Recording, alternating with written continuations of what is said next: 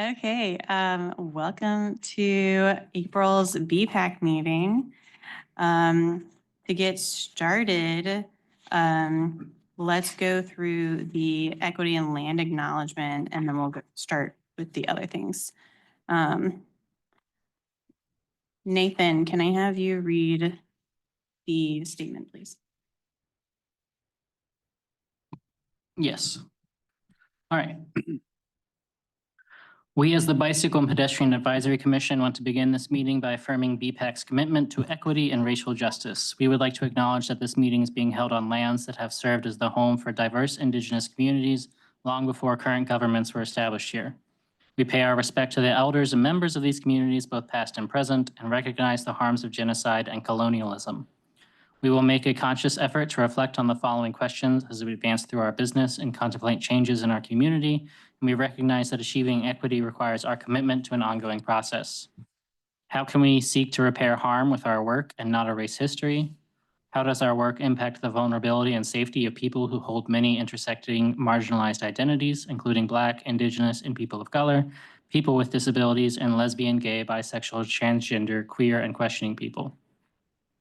How can we prioritize and center people in our decision-making? How can we be more responsive to local needs? And how can our work build community power and shared decision-making? Great, thank you. Okay, I guess we could just go around and introduce ourselves and then do absences.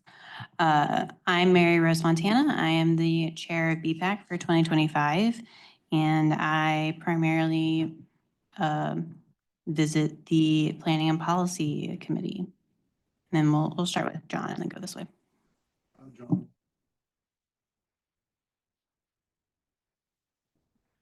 John Lawler, can you hear? I represent the county as the seniority rep, and I serve on the DevRep, and I attend a lot with the policy committees. Jeff Bacalchuk, I am an at-large city representative, and I'm the liaison to the city-county bike head plan. Hi, I'm Scott Carter, and I'm the chair of the Development Review Committee and been on BPAC for 3 years and just was asked to renew my membership if I was interested. So hopefully I'll be reappointed. Good evening, Brian Hawkins. I'm an at-large member for the City of Durham, and I serve on the Development Review Committee.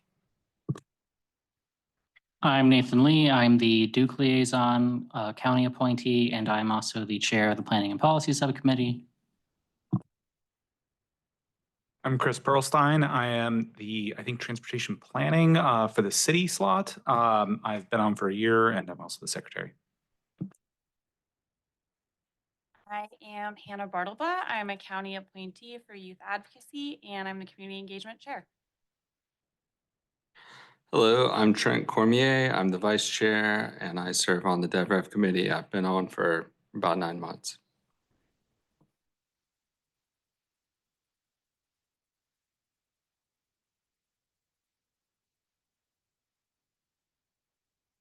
Brian, will you introduce yourself?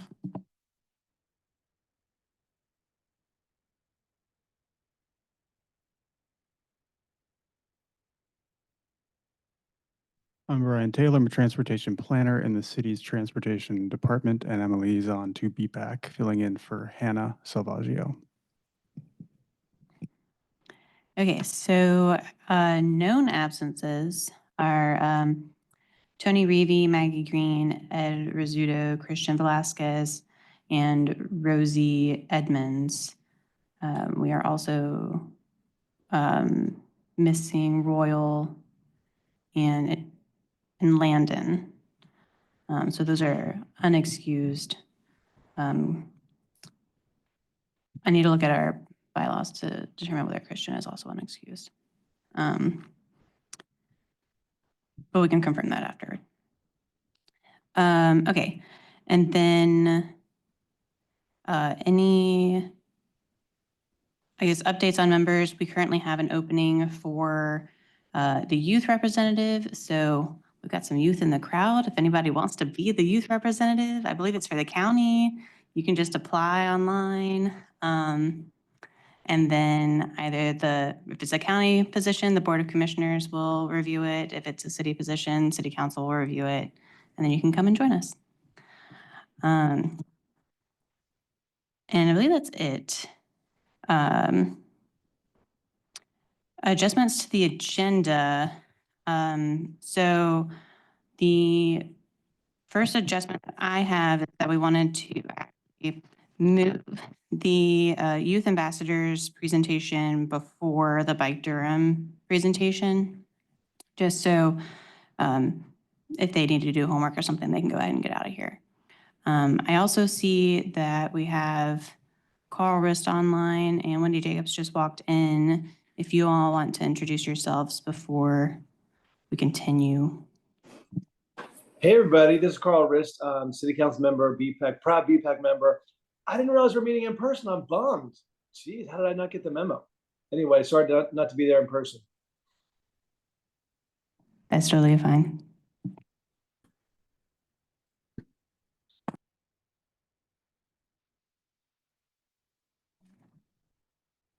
Does anybody else have any suggested adjustments to the agenda before we vote on it? Great. Can I get a motion?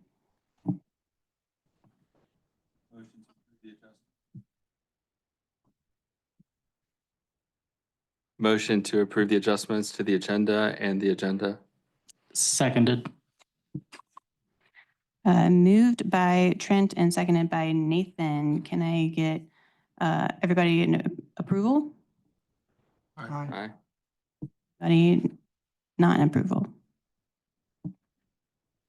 Great. It's been approved that we will move the youth ambassadors ahead of the Bike Durham presentation. Next item on our agenda is approval of the minutes from the February meeting and the retreat. I believe this is supposed to be the March meeting and the retreat. Is that wrong? That is my understanding as well.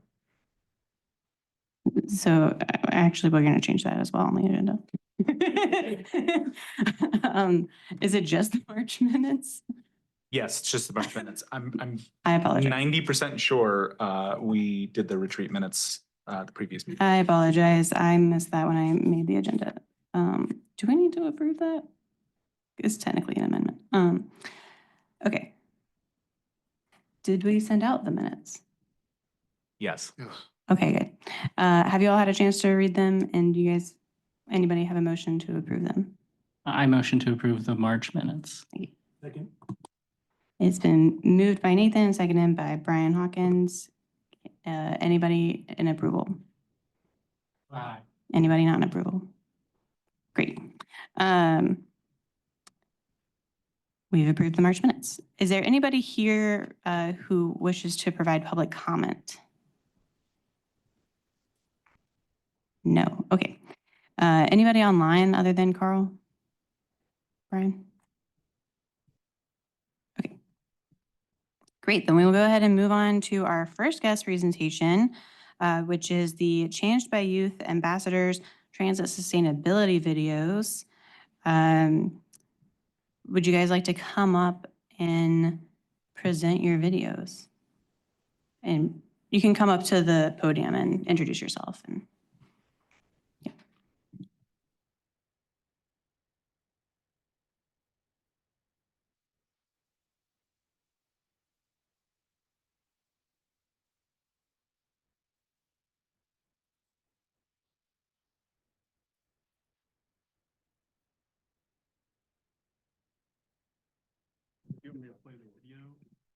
Hello. Hello, my name is Jabron Curry. I attend Durham School of Technology, formerly known as Hillside New Tech. And this is my video on bus transportation.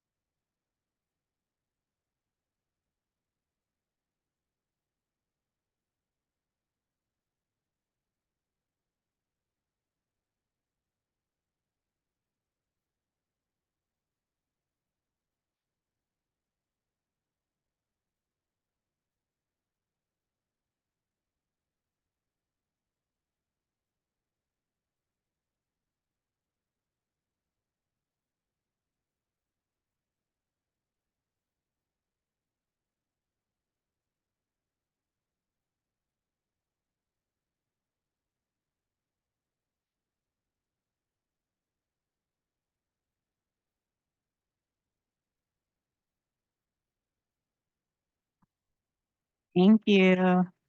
Do you have any additional things you would like to say about your video, or if not, you're good? Oops. It's democracy. Sorry about that. Thank you for letting me present. Do y'all have any questions for me about the video?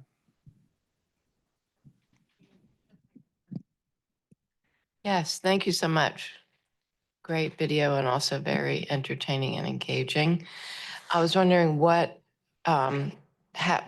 made you make this video? Was it a personal project, part of something for school, whatever? Just wanted to understand the context for the motivation for this. Me and my crew here, we're part of Office on Youth. We're part of the CBY part, Changed by Youth Ambassadors. And so we were all asked to pick a side project. And so when I heard about the bus transportation project with Ms. Donna here, I felt really drawn to it because I constantly commute via bus, city bus. And I take the 3B personally because it's the only stop near my house. I live right next to Southern High School, and there's really no leeway in it. There's no relying on it because it's late a lot of the times. And like I said, it only comes around every hour. So I have to revolve my plans around the day in like hour intervals if I want to be late or early and whatnot. So it just made the most sense. Thank you. And the context really helped me also further appreciate your project. Thank you. You're welcome. Do you connect to Durham Station, or you just, the 3B is the only route that you need to take? I connect at the Durham station. I have to every morning. I take the 3B and I go from my house to all the way to the station. And then from the station, I take the 5 and I take the 5 to high school. So those, when it's late, that's really annoying because you probably missed that connection by a few minutes. And Right. have to wait for the next one. Exactly. Just quick follow-up. How long does that take you? Like the whole trip, it takes about an hour. So I leave my house at 8, get to the stop by 8:08, and it's usually like a few minutes late most of the time because Google says it's supposed to be there by like 8:10, and I don't get on it till 8:15. And then I get there, I get to the station, and then I'm getting to the school around 9 a.m.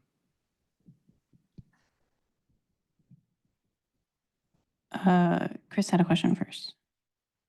Do you primarily use the bus to commute to school? And do you use it as well to do other activities? Do you like go shopping? Do you visit friends? Do you do other things using the bus? I use the bus to get to school, to get to my friend's house. He lives right across the South Point. The 5 conveniently goes to the mall as well. The 5 is a really good bus. I also use it to get to Durham Tech sometimes. I'll take the 8, and I go to downtown quite often because I skateboard. And so I always have to use it to get to downtown whenever I want to skate. Scott, go ahead. Yeah, so one of the roles of BPAC is to review developers' plans when they're putting in a new apartment complex or shopping center or something. And so one of the things that my committee reviews all those plans. And one of the things that we look for is, are there any bus stops near where you're building your apartment complex? And if so, we ask them to upgrade the bus stop. As you are painfully aware, most of them are just a sign, and we say, just upgrade it to a seat with the sign. Or if it's just a seat, a bench, upgrade it to a shelter. Please just do something, Mr. Developer. You're spending a lot of money on this. It's going to benefit your residents to have a better access to the bus facility. So anyway, we're pulling for you, but thank you. Your voice means a lot to that, to our effort. Thank you so much. Thank you, Scott. Carl, did you have a comment? You went off mute earlier. I just want to make sure your voice is heard. I'm good. Thanks. Okay, Nathan? My question is actually for Brian Taylor. Weren't a bunch of the buses, I thought all the buses were going to have their timing, like their frequency increased, or was that only some of them?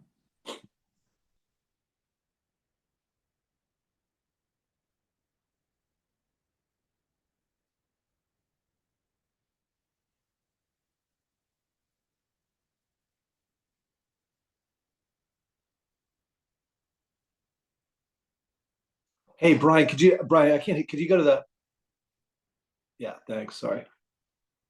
I think I'm saying that I don't know, but I haven't been working on transit for a year or two, but I think at some point the Route 4 up North Roxborough which is also a transit emphasis corridor, was supposed to be improved to 15-minute service, but I don't know where that's at.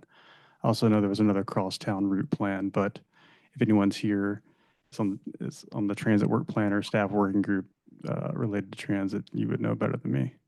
Actually, Brian, if I could jump in on that one, I do want to say, with all the conversation about DPS and the family responsibility zones, the walk zones, or whatever, one thing that the city has been talking to the schools about is, one thing we can really do to support that is to make bus service to the high schools more effective and more efficient. So there's been a conversation, and I'm sure, what's your name, the speaker? What's your name again?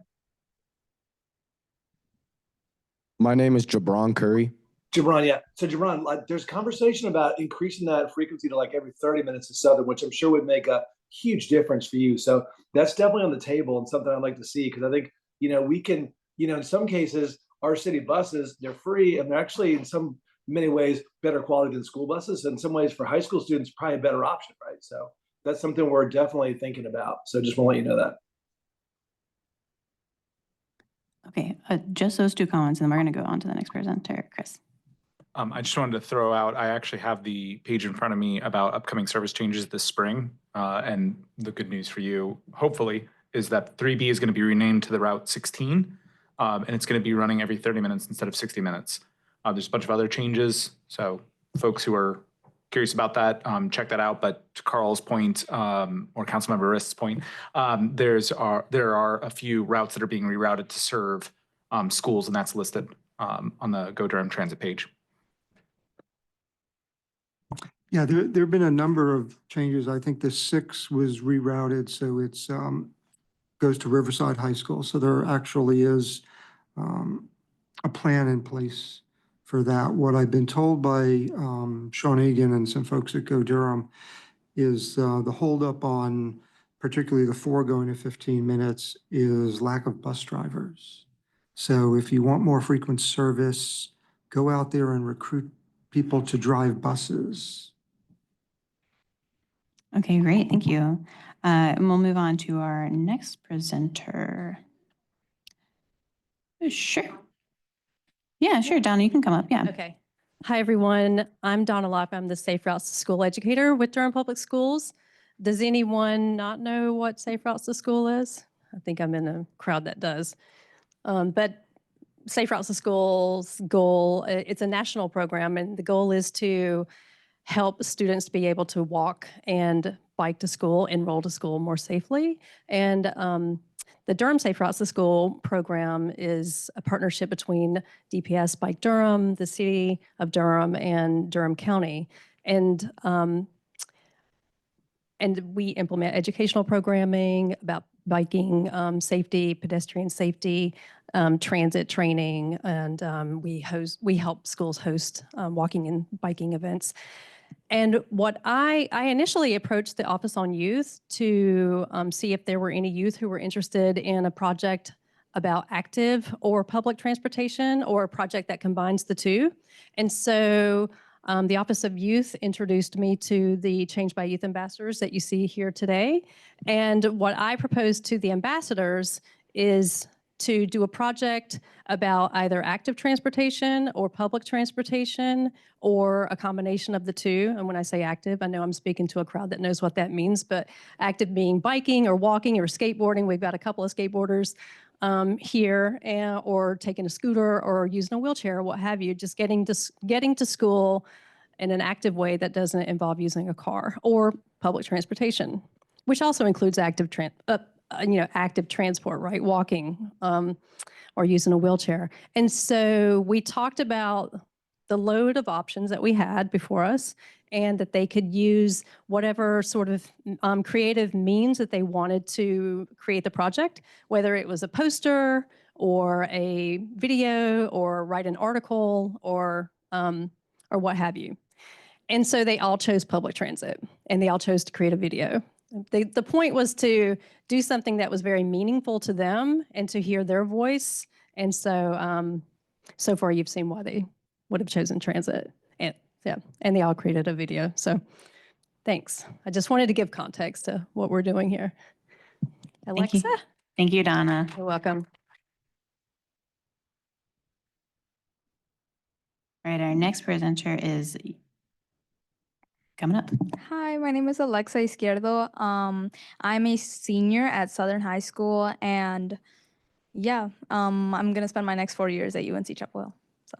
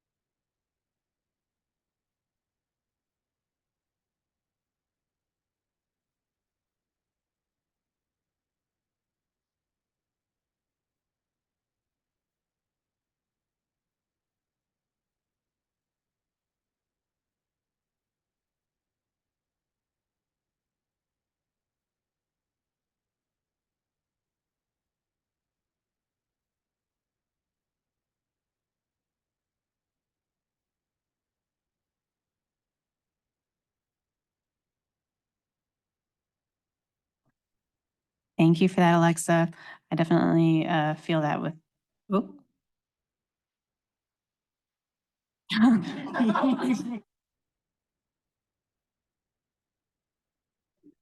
Sorry for the autoplay on YouTube.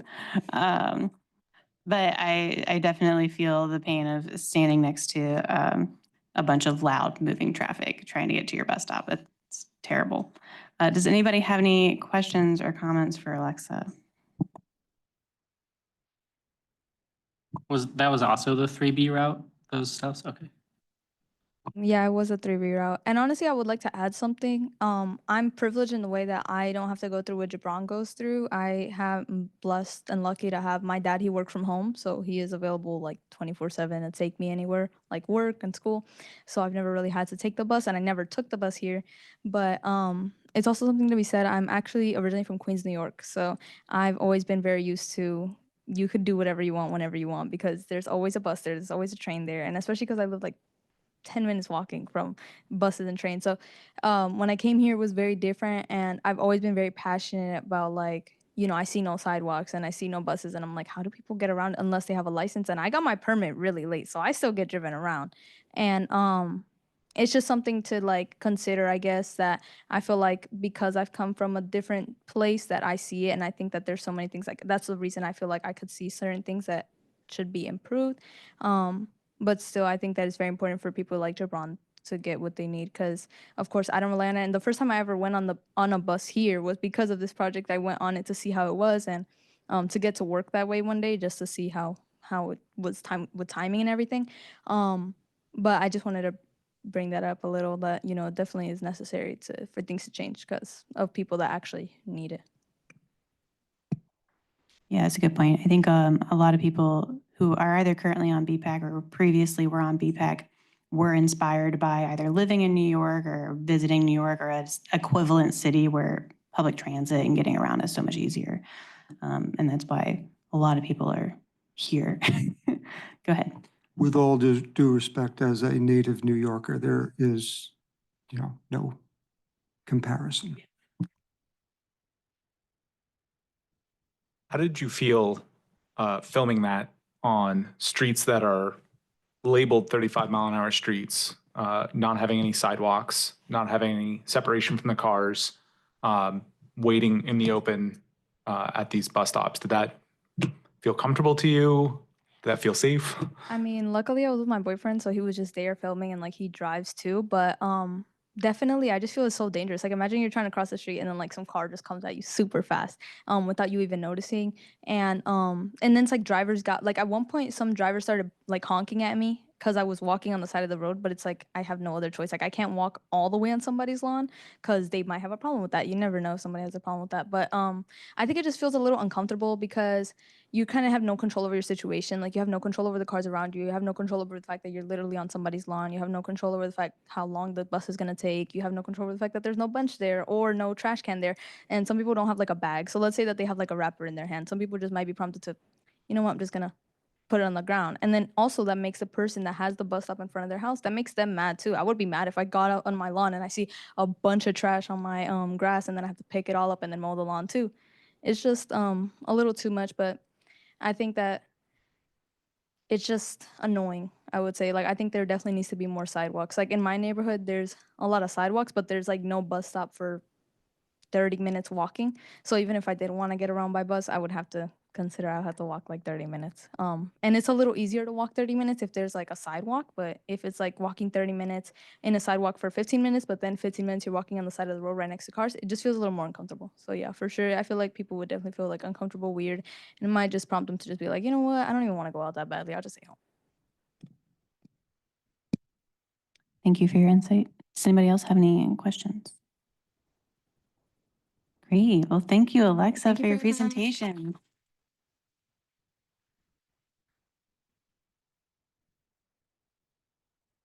And then we'll have our third presenter come up. Thank you. Hello, everybody. How y'all doing? That's good. My name's Evan Hill. I go to Hillside New Tech. I'm a senior, and I plan to go to A&T for kinesiology. My stop is also on the 3B. We didn't plan on like all of us bashing the 3B. It just kind of happened. Like he was taking me to another stop, and I had seen a stop where it was like in a ditch. Like I don't know, but you can start it now, man. You all could carpool next time. Yeah, I would have been way more efficient.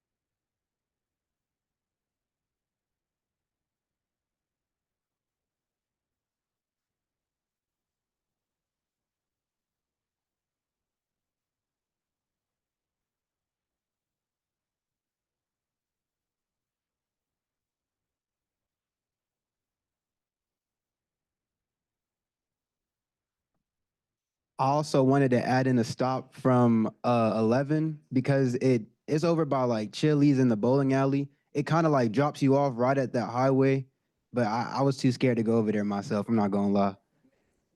Or the 10, yeah, the 10. Were you afraid because of the location and the bus stop or for other reasons? Nah, the location of the bus stop, like it's right there. I was that street too fast to go over there. I didn't want to trip or nothing. Something happened. Nah. Yeah, I feel like there's a clear problem when people don't want to get off at a certain bus stop due to the bus stop itself. Yep. Does anybody have any questions or comments? I noticed a common theme of in a lot of these videos, you guys were at locations where there was no sidewalk, but then on top of that, you were near an intersection and you don't even have a marked crosswalk. What is the experience like trying to cross these streets that not only don't have sidewalks, but don't have a crosswalk? And, you know, what do you do as a pedestrian, right, in this situation? I'm gonna take experience from my bus stop. What I normally do, like I just pray and I run, dude. Like I look left and right and I run. Like make sure I get at least across the street, at least to get to my stop, to my spot. Go ahead. Well, again, I wanted to thank all three of you. I think all of your videos were very effective because you were literally there in person and showing what the conditions were like. But I think also, again, the humor is really good too, because a lot of times it's really hard to get people's attention. And I think the being engaging people and also making it pointing out the absurdity is very effective and powerful. Thank you. And so I also encourage you to think about sharing these with in other settings, like at the Durham City Council during their public comment period, or also with the school board as well, because and with the Board of County Commissioners, because we all are involved in funding and trying to address these issues, and we all have to work together on it. And so I think it's important for all of us to hear from you. So just wanted to suggest that as something that you might want to think about. Thank you. And I also had a question for, I guess, staff is, do we currently have a transit advisory committee, a Durham? Because before, so Durham County, we used to have a transit advisory committee, which before, and that was really just focused on people who were using Durham County Transit, Durham County Access. It was phenomenal. And when the county had an agreement with the city for the city to start running our county transportation and Durham County Access, that went away. And that's been a number of years now. And I think that is something we should all look at, bringing back or asking why is that not happening? Because it would be great to have people like you all who are transit riders on that committee and really having a direct voice in policy. Thank you. Thank you. We would like to thank all y'all for allowing us to present our videos to y'all and show y'all like a problem. So you said our voice matters, and that means a lot to us personally. So I want to thank y'all deeply for that.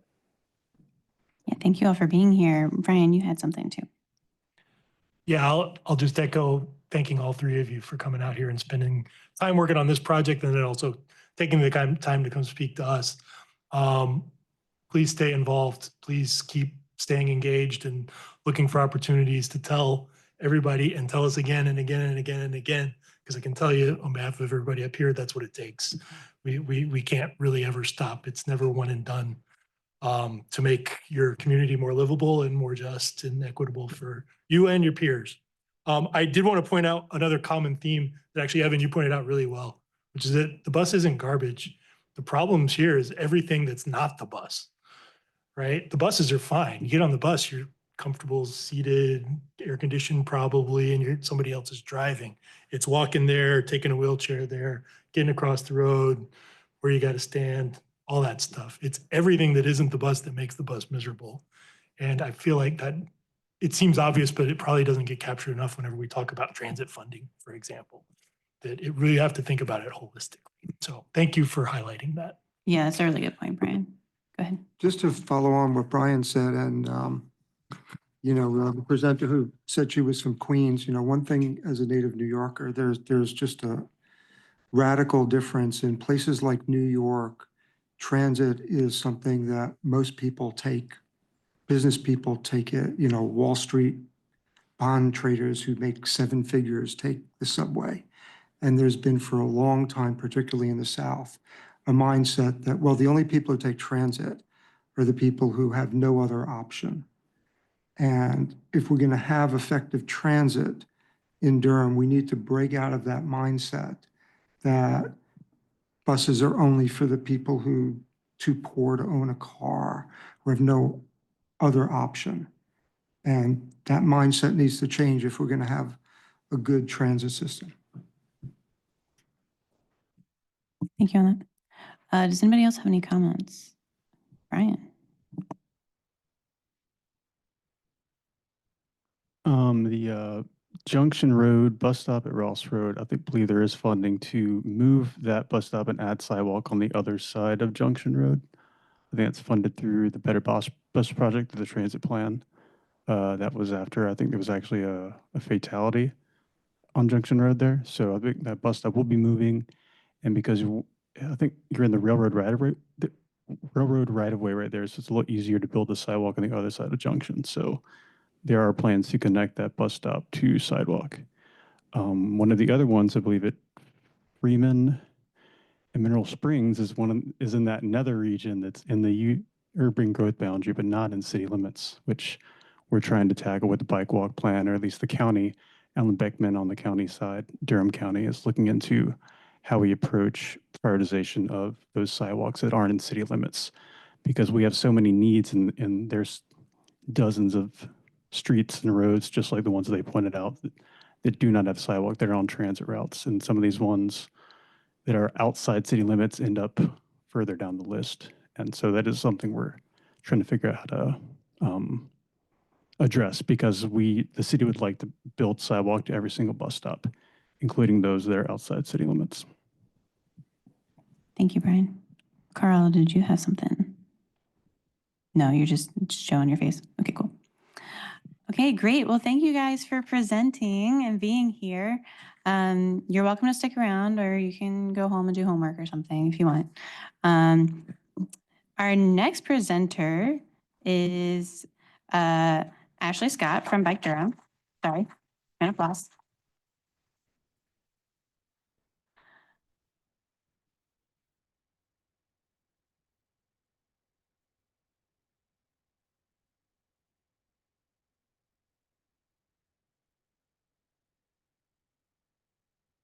Okay, it's on. Sorry. Hi, my name's Ashley Scott. I am one of the lead educators at Bike Durham. I work alongside Donna with bike safety education. Another thing we do is transit travel training. So in this, I'm pretty sure a lot of you are familiar with transit, so I don't need to convince you to use transit or tell you how important transit is. This is a brief overview of our class, but more importantly, it's to help you explain transit and how easy it is for other people. Our basic tagline is you can conquer your commute with transit. And one of Bike Durham's mission statement is everybody everywhere should have safe access to transportation. You should be able to walk, bike anywhere safely. And that's one of the things that we found, or at least I found, that transit helps with. Like you said, it's not the buses. It's getting on and getting off the bus, getting to a bus stop. That's the issue. By far, the safest way to travel on road in Durham would probably be the bus. There's been less bus accidents than there have been anything else on the roads, like way more. So with that being said, I'm going to have you skip the second slide. This is a little dated here, so we'll skip that. And what I'll tell you right now about transit, it's not just your bus lines, your fixed bus lines. It's one, completely accessible. So it's not necessarily for the walking or the able who can get there. First, that all transit is going to be ADA accessible. The second is outside of your fixed line, bus lines, you have access service that'll take people who have mobility issues where they have to go, depending on where you live. And that's something we'll get into later on. I'm working with a couple schools that don't know that this program existed, but the micro transit program. If you live in North Durham or East Durham, it offers door-to-door service and covers all the schools. Particularly the group behind me, the 3B, will cover their entire bus line so that they wouldn't have to stop at a bus. They can get door-to-door service back, I think, as far down as sort of Old East Durham, Holloway Street, and hop on a bus where there are sidewalks. So there's options out there that I don't think people know about, and that's one of the things that we try to educate people to. What we find that is that there's a lot of, like you said, people feel like bus is for the poor, or it's not used, or it's one of those that you don't need. I would say look at Chapel Hill. They have a free bus system that everybody uses. And it works because it's better than parking. And I think that's one of the key things. And it's one of those things that they don't even have a station. You just pick the spot on the street that you're going to go and know where the next spot is, and it's all centrally located. So it's not like a free bus system can't work, or it's not like buses don't work in certain places in the South. There's an example of where it does work. Now, with that being said, going in, you should have got a slide for all of transit in the triangle, with the exception of Raleigh, with the exception of Go Triangle, which runs inner cities, back and forth between cities. It's all free. Cary's free. Apex has a bus system that runs in a simple loop around. Mooresville has a bus system that is, if I'm not mistaken, almost like a point to point. It'll pick you up from one node, take you to another area in different spots. So I think right now Durham is contemplating going back to a fare system, but we've seen in cities even smaller than Durham that a free system can work. But to make, what we do is to incentivize this class and about transit is we offer a pass with the UMO app that everybody should have got. And if you do, all the transit, not all, there's still Amtrak, but most of all the bus transit in a triangle will be free. This is particularly helpful. I don't know if anybody's been to had to go let's say the museum or somewhere in Raleigh, where if everybody just all hopped on the bus as a group, it would be a free ride there and back.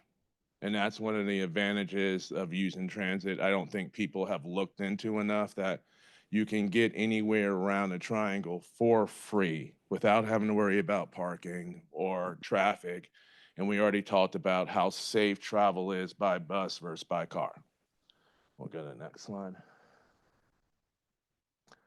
With that UMO app and it being completely digital, all you do is you hold your phone up to the screen right there. It reads your card and you're done. There's another option you can apply for, which is instead of having a digital device of people who don't have smartphones, you can actually get a physical card, or I think it's $225 cash when you get on the Go Triangle bus. But outside of that, like I said, outside of Go Triangle and Go Raleigh, everything else is free. Go ahead. You can skip that. Right here. The main thing I think people we talk to come across about transit is they don't know how to find their buses or know how to get to one place or another or know where to go. For us, the plan is just really simple. The same way you would use your phone's navigation system. If you just tap one over from driving to transit, it'll break the entire thing down for you, and I'll show you right here. On this slide, I generally use downtown Cary Park as my sort of go-to destination because there's multiple ways to get there. And if you haven't been, it's something you should definitely do. But from downtown Durham Central Park, you have a train option. There's also a 2-bus option with the 700 and the 300.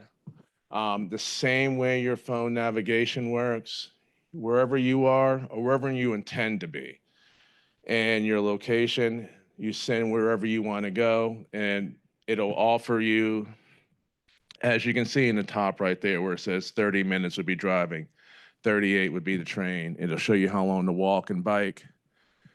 It's just that simple. And I think people don't realize it's not necessary. We're not in the days of we need to pull out a book and go look for a bus stop. Everything is right there, ready, available for you. And if you went through, let's say if you clicked one of these, or if you did this on your own, don't look at that one, but if you say, how do I get home if I took transit? It will give you a step-by-step from walking instructions to the station, where the station to go, from where the station to go, how many stops you have to your stop, if you have to transfer buses, and then how long it would take you or your actual walking directions to your final destination. You can skip. After we go through the planning phase, we talk about what we call bus etiquette, which is basically simple. You want to get to the bus stop early. You want to make sure you're reading the bus stops right, and you want to be able to track your buses. Your same navigational apps will do that in real time and show you where the bus is on the route. Go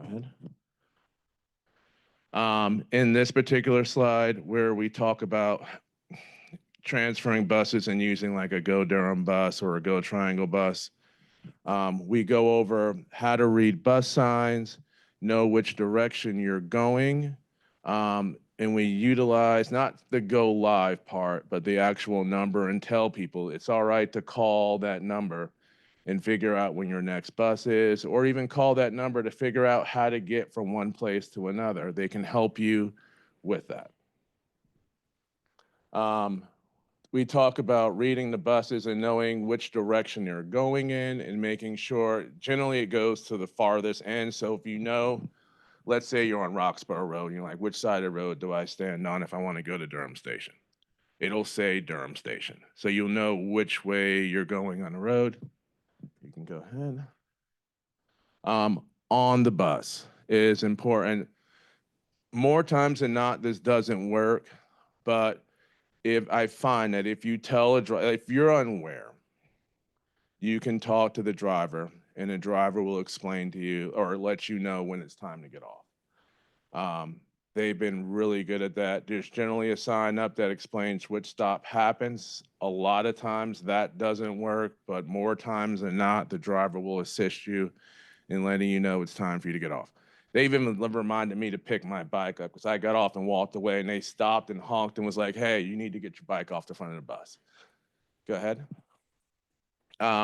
Because transit is ADA compliant, it's important that you remind people to sit toward the back of the bus. And this is important when we get to the next slide, is that the front of the bus, you can go ahead, is dedicated towards people with mobility issues, the elderly, people with children, and all these seats fold up, which is important. If anybody, I've took transit trips and had transit trips with people who were unsighted or had mobility issues, and it's important to have these seats available. And the community on the bus will offer these seats up as people come along.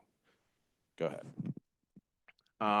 The last thing we talk about is knowing your stops. Electric buses and gas buses operate a little bit differently. We talk about pulling the cord on your gas bus and on the electric bus. Everything is sort of electric, so it's just stripes. Main thing we would say is if you know the stop before your stop, wait till the bus hits that last stop and then let them know you're stopping. So there's not an abrupt change. They're already planning on making that next stop. This is completely outdated now. All that's going to change, I believe, in the next couple of weeks with the new bus systems coming out. But The bus station map seems like a lot, but it's even on one side, odd on the other, and go triangles at the bottom. It's all labeled, and if let's say you don't speak English, you can click a button and it'll tell you in Spanish what the sign says. This is what I was talking about, our microtransit service. You can go to the next slide. And this is the map. So you can see where the 3B runs is all in the microtransit service. It runs 6 to 8, 7 days a week, runs door to door as long as you stay within that blue area. So you can go anywhere along that line. We recommended it, or we're going to recommend it to schools when they were doing their family responsibility zones, and the buses were not running at certain schools at all times. And since all these are in school zones, parents could work out within their neighborhoods how to get their kids back and forth to school if they didn't have cars, particularly in areas where there weren't a bus line. Next. The last thing we do is we talk about etiquette. I would say it's pretty much the same as if you were traveling on any other major transportation line, airplanes, trains, same thing. Be polite, respect those around you. Mind traveling with bags. We talk about how to pay and making sure you know how to pay when you're on bus lines. And more importantly, just being mindful of the people you're around. Last, skip. And that is it. We generally do these classes twice a month. What we've started doing is having transit events now. So 1 day a month, we'll hold a class. We're working with schools. One event we did, we took a group to Duke Gardens. Another one, we're going to do the community day to the Museum of Life and Science. I'm working with a couple of schools who are way off the bus line in South Durham, but we'll meet at South Point, and we'll take the 5 into North Carolina Central to have students and families do a tour and visit the early college program that the school offers. We're working with a school out in Sandy Ridge that has no bus options at all, but we talked to the microtransit people, and we're like, if we have 12, can we switch from a minivan to an access bus? They said, sure. And so we're working on a trip from the school there to show the families either Eno Valley or somewhere, not Eno Valley, but Sandy Ridge to Eno River, to show them that there's a transit option out there available. And that's our program. Thank you so much, Ashley.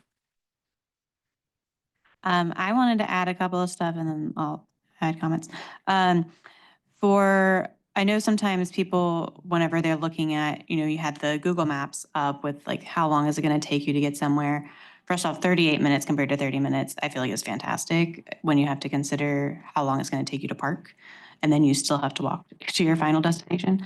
But I also wanted to say that the bus and the Piedmont and Carolinian allow you to bring your bike on for free. So if you're able to ride your bike to or from a bus stop or the train station, then wow, Carl came.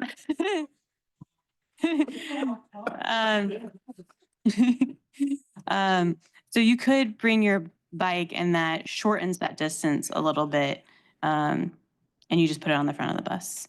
I also wanted to point out that Bike Durham is having they have a monthly advocacy meetup event, and this month they're doing a bus ride on the DRX to Raleigh next Thursday, the 24th. We're taking the 4:05 p.m. bus to Raleigh, and then we're going to hang out there for a little bit and then go back to Durham. So if anybody's never taken the bus and they want to experience that, feel free to join us. And we can help you, do it for the first time. Go ahead. I just wanted to say that for your UMO app conversation, you can also, if they work for Duke, they can get it for free through Duke and not have to use Bike Durham's if it costs Bike Durham money. If you guys are looking to save money, make Duke pay for it. I didn't know that was an option. Does anybody else have anything they'd like to add? Go ahead. Well, thank you for sharing this presentation with us. I think it's fantastic. I know there was reference to this. Did we actually get this presentation beforehand? I couldn't find it. No, we didn't. It might not have been sent out. It is available on the BPAC Google Drive, so I can send that to you if you need it. Okay, Yeah. that would be great. Yep. I was wondering, and I appreciate, the hand holding and, just walking people through things to not just educate them, make them feel comfortable. Years ago, I was on the board of the Durham Center for Senior Life, and there was actually grant funding at that time to do all of these bus outings with seniors at the Durham Center for Senior Life. Just wondering, are you guys doing anything? Is Bike Durham doing any of this education or outreach with Durham Center for Senior Life at this point? Not with Durham Center for Senior Life. Where we initially started this grant, I think that's coming. We started with schools, and then we worked with faith-based operations, and also people new to the country like CWS and Rural Relief, where cars weren't available. Right. Senior centers are our next step as we work into getting into certain communities. Okay, great. Yeah, the director there is wonderful. And also the Aging Well Durham, which the city and the county fund is our nonprofit implementing our aging plan. I think that would reaching out to Shalicia Martinez Howard. She could also help because we have an aging population in Durham. And I think that's another, it's also something social, Absolutely. and all of that. There's a lot of good, And yeah, that's what we found worked best is not so much a classroom setting, but creating a social experience. yeah, And transit gives you the opportunity to put 20 people together at a time and go someplace. yeah. And I also appreciate you getting the word out about the micro transit, which the county's been funding.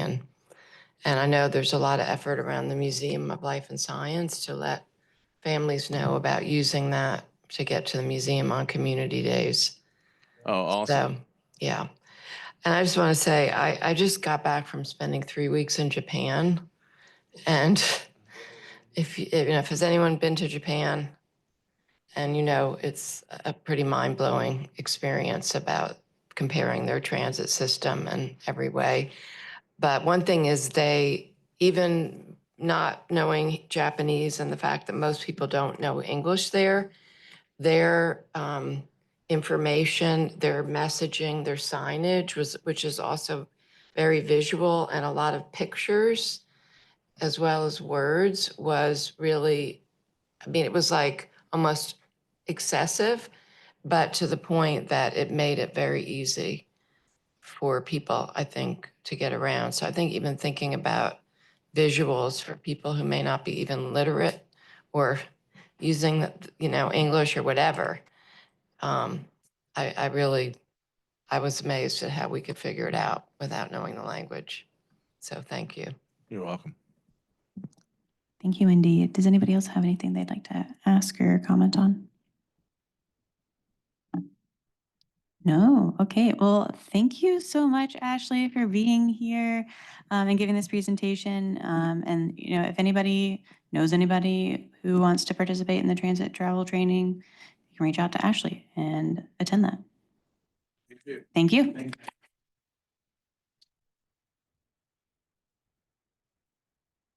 Great. Well, thank you, Carl, for coming in person. Sorry.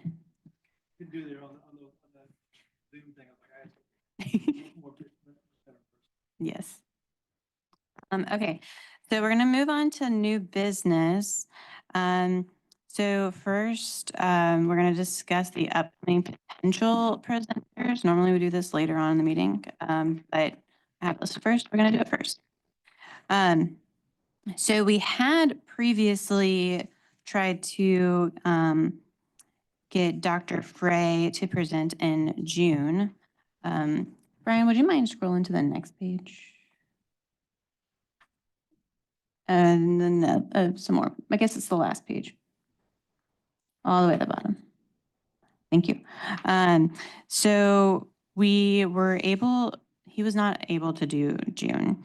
But he was able to do August. So we've moved him to August, but that means that we have an opening in June.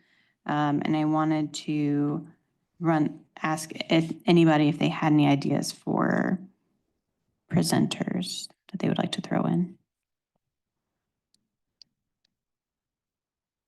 Go ahead.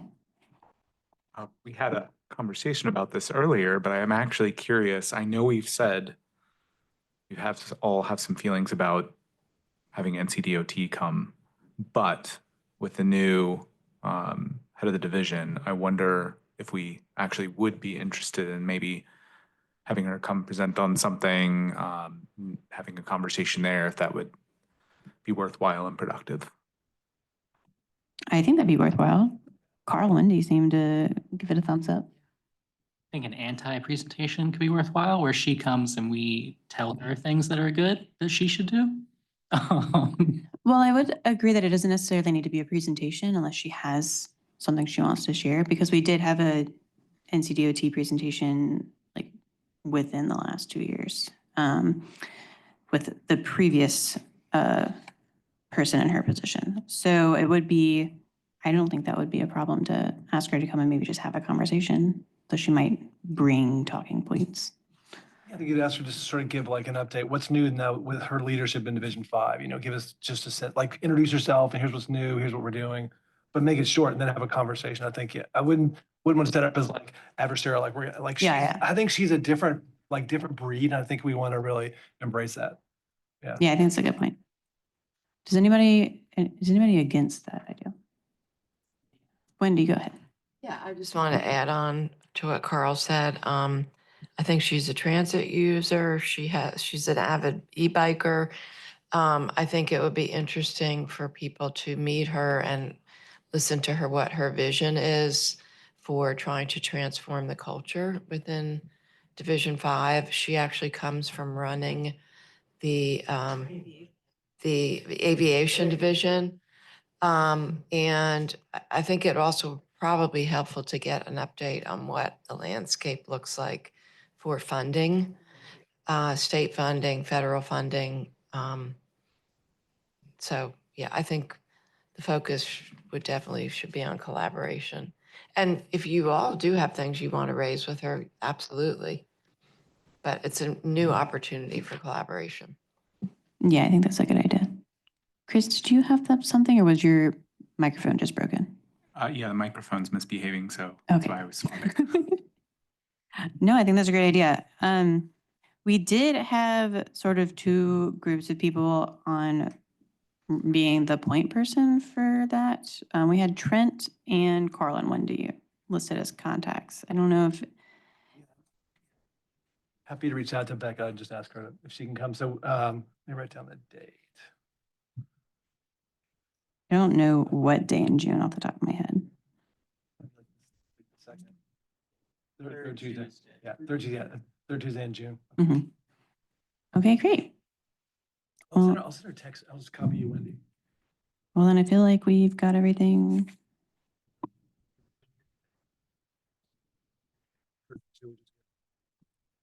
Well, I guess we've got everything done for that. We do need to also discuss locations. Trent, you had looked into some stuff. Yeah, I've reached out to the can opener again, and they're evaluating the 5/20 date for the May meeting. They're supposed to get back to me this week to let me know if that's viable for them. And then we discussed northern or southern locations for June and August, and I haven't pushed on those yet until we got May nailed down. But if you guys have ideas or contacts for those locations, then feel free to send them to me, and we can talk about it internally. So it's like The can opener is one that we held last year, so we were trying to do that again for May, and I've reached out to them to see if they're open to it. And then for June and August, we had mentioned, there's several members that are up north try to maybe do something a little further north and maybe do something a little further south in Durham. So open to options, open to ideas. I'm happy to kind of do some legwork on getting that squared away. Thank you. Does anybody have any suggestions, or you're also welcome to just email me and Trent afterward and we can work with you. None. Okay. Okay. Great. Well, thank you guys. What's near like the American Tobacco Trail as you go into like sort of like Woodcroft area that people can bike there or bus? I mean, there's several things. I'm not sure of places that would maybe be able to host us, but there's a lot of places right at 54. I mean, like, I don't know how late Bean Traders is open, but they got a lot of space. Or something at South Point, maybe. Well, yeah, we'll think about it. Great. Well, that was quick. Okay, next item on our agenda. We didn't put a name beside this, but Hannah, would you like to share? Sorry, I didn't sit well for microphones. I'm thrilled to announce we have 2 winning stickers. I'm not sure how to show you them visually because I didn't plan well for this, but I can describe them to you and send them in an email later. So the first winner is the one with little sidewalk. It's a yellow circle sidewalk. City skyline looks great. You'll love it. The second one I've affectionately dubbed the Funky Bull. It has a bull on a bicycle and some abstract art in the background. We ordered both of those as stickers. The Funky Bull is also glittery, so look forward to some fun with that one. That's it on the winning stickers. Yeah, I saw a mock-up of the glittery one and I got excited that there was glitter on it. And yeah, they're both really good. They're both designs from Rosie. So I know she's not here, but thank you, Rosie, for designing those for us. Next item is the AT. Use the stickers. What's the? They're just to give out as like swag. Yeah, so like for tabling at events and stuff, if we can hand them out to people who want stickers. Like I got an old one here and another one. Not that I'm the person who needs them, but yeah. Next item on our agenda is the ATT speed warning signage. Hannah, do you want to start us off on that? Yeah, I can kick us off. So this is something that we had started talking about a few months ago, and huge shout out to Mary Rose for spearheading the coordination with Parks and Rec. But they are very open and amenable to us placing some think about like campaign yard signs. Yeah, on the trail that talk about trail etiquette, both for bicyclists and for pedestrians. Don't have your headphones in with your music blasting, things like that. I sent out an email, I think last Tuesday or Wednesday after the Community Engagement Committee. We have an interactive map. Would love any suggestions that you have on priority places we might want to place those. And so we're in coordination with Parks and Rec right now. I think they have someone who wants to lead on the design. So we're hashing that out. But anything else I'm forgetting on the temporary signage? I think that's it. There was somebody else whose name I forgot who was interested separately in doing this. And so they also reached out to us. So we might try to combine efforts and coordinate with them. Yes, big year for signage. I can add more color on that. I think his name was Esco. I remember because I haven't met many. But he works in the Duke Office of Community Affairs, and I think they have a broader grant, around healthy communities, and they were looking for some input. So that could potentially, we're dreaming big, more permanent type of signage maybe down the line. So waiting to hear back from them. Who'd you work with at DPR? Who's the person? That is I cannot remember her name. Mary, She's yes, like thank the you. Communications person. Yes. We could not pronounce her last name. Yes, you're right. Go ahead, Chris. I just wanted to throw out a quick suggestion on the placement. So I use like a watch that tracks my activities. That in turn uploads to Strava. There's a lot of people who use Strava for biking, and there's some heat maps that they publish that could be useful as a way to figure out like where the places that there's a lot of people using greenways. It's not going to surprise you. It's mostly the American Tobacco Trail, but there's some other things on there. But that's one of those things that I've been trying to like tell people in the transportation department to maybe look at before we have some harder data, because it shows you there's some places that get a lot of usage, and so that might be a good way to prioritize where signs go in lieu of other data or suggestions. I love that. If I can Google, but also if you have a link, love to look at that. Go ahead, Scott. I think I'm missing the point. What are these signs intended to try to do? It's about bikes going too fast and slowing them down. Is that the only thing, or what? No, yeah. So there's a few signs that we wanted to add, all with sort of different things. One of them being to slow down. So there is a speed limit on the greenways. However, it's not enforced. So we don't want to necessarily put speed limit signs up. But to encourage people to slow down and also to know how to behave when they're passing people. So like, make sure to call out on your left. There are existing signs that say call out on your left, but maybe there could be more of them. Slow down when you're passing people. A lot of times people have no idea what the speed limit is and they'll just go whatever they want, but then they don't slow down when they're passing people, or like dogs or something, like things that people should probably be doing regardless of what you're using. Like if you're running past a dog too, you should probably also slow down, or call out on your left.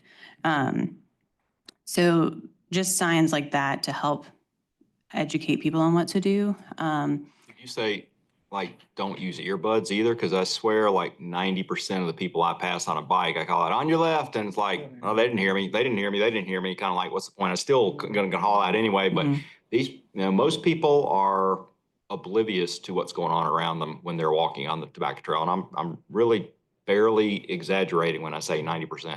Yeah, I think we do definitely want some. I think it's like trail etiquette broadly. So I think that is a really good point of like, be an aware trail user, like make sure you can hear. I think we could do a fun little cartoon. But I think it is definitely to your point, like don't want to frame this as bikes are too fast and bikes are the problem, but more like how can you be a conscious and conscientious trail user? Yeah. Hi. Y'all, I'm Ramsey Ritchie. I'm the Basic Trails Liaison to feedback.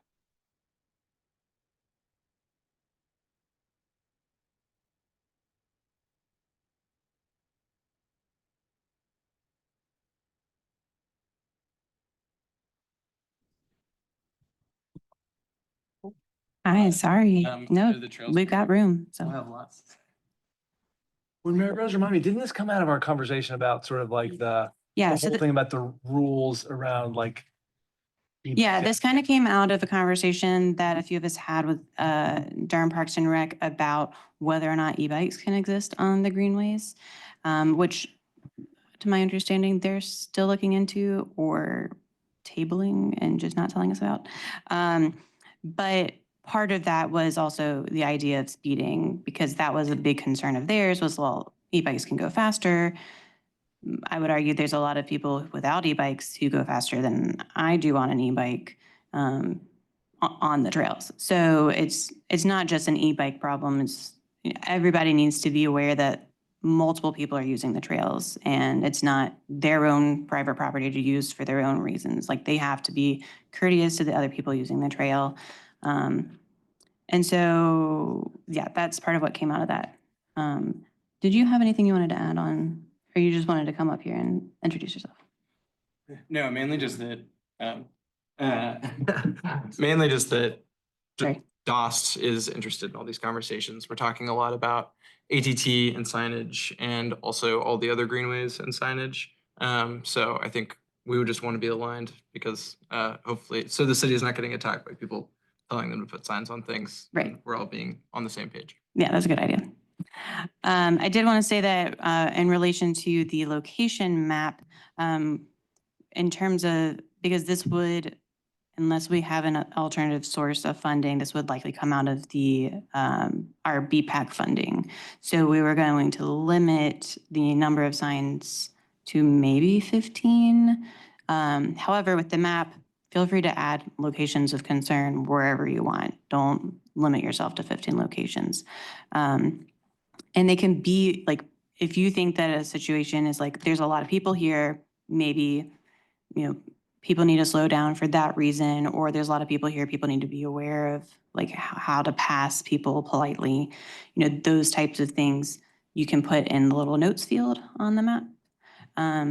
So like I added a location north of South Point Mall, but south of 54, right by the roses on the ATT, where it's just kind of a sharp turn, just to like remind people to slow down so that they're taking that turn carefully.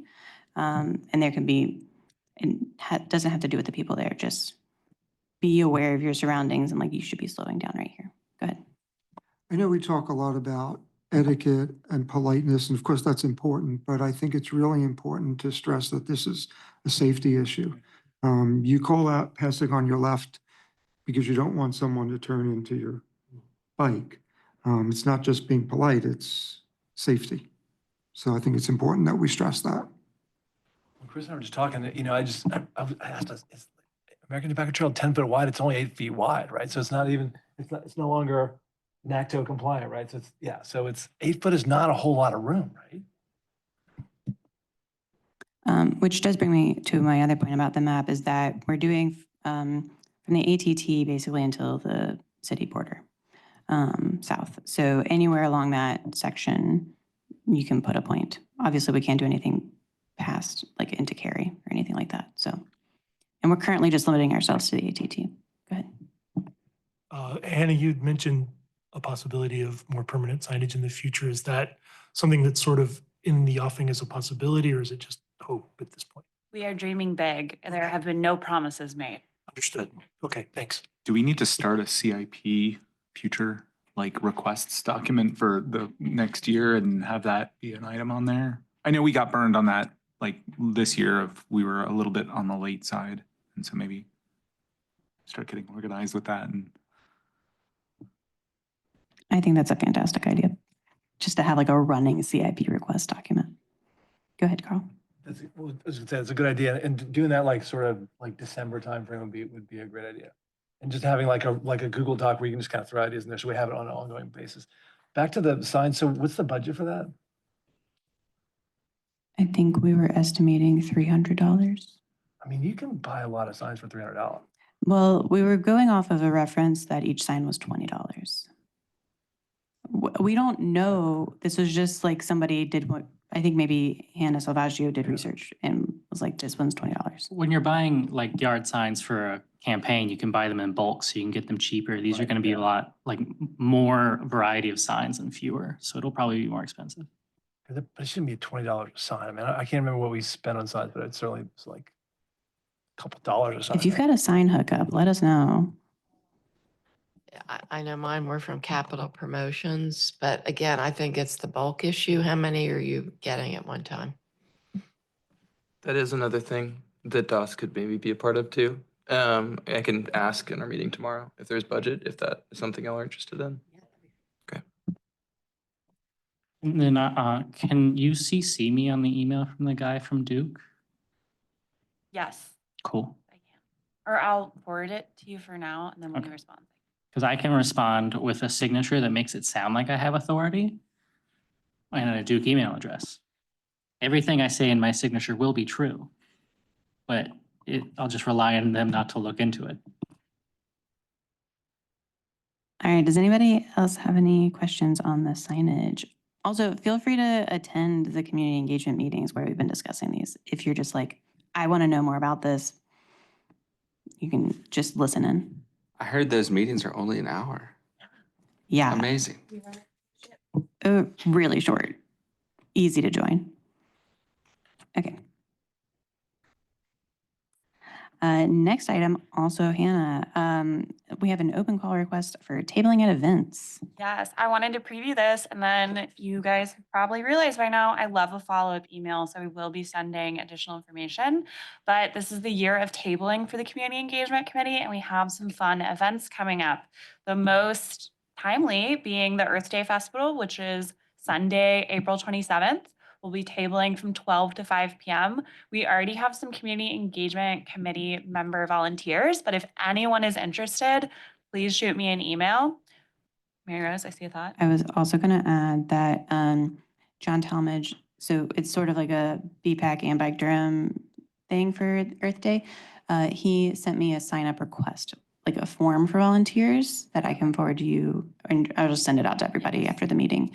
So if you want to sign up, you can fill out that form. Yeah, I think we might have separate booths because we are getting a whole tent thing, but if you want to do bike valet too, Bike Durham is That's what running it's for, that. actually. It's Bike Yes. Valet. My bad. Bike Valet, we love the collaboration with Bike Durham. And that day they're also doing, which Ashley talked about, the transit. They're going to take the bus to the Life and Science Museum and then take it back as part of the Earth Day festivities.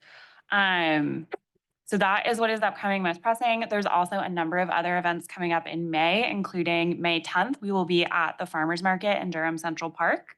And then May 31st, we have the opportunity to table at the packet pickup for running of the bowls. So that's a Friday, and we can table between 1 to 6 or any subset within there. So particularly That's a Bull City running. yeah, Bull City running. Yeah, yep. So particularly anyone who could do earlier in the afternoon would love volunteers there. And then more to come on the bike month. Bike month events. I know Bike Durham is doing a bunch, so we're trying to collaborate and not duplicate, but have signups for Bike Durham events throughout that month as well.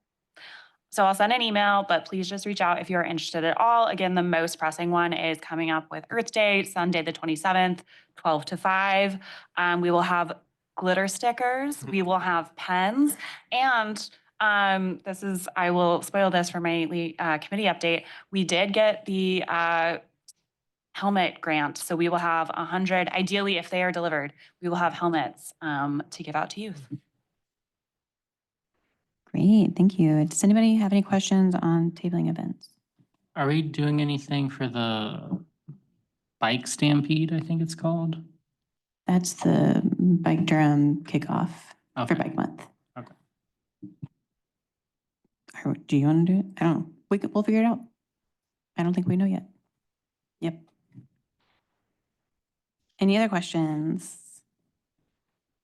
Okay, great. Well, then we can move on to committee and liaison reports. Wendy Jacobs, do you have anything to report? I can send this out to everyone. I was actually not there, but I did look at it. Ellen Beckman and her team gave an update on the Durham Roxborough Rail Trail at our work session, April 7th, last week. But it's a great PowerPoint about it. It's super exciting. I know somebody did come and do a presentation here, right, in February on that.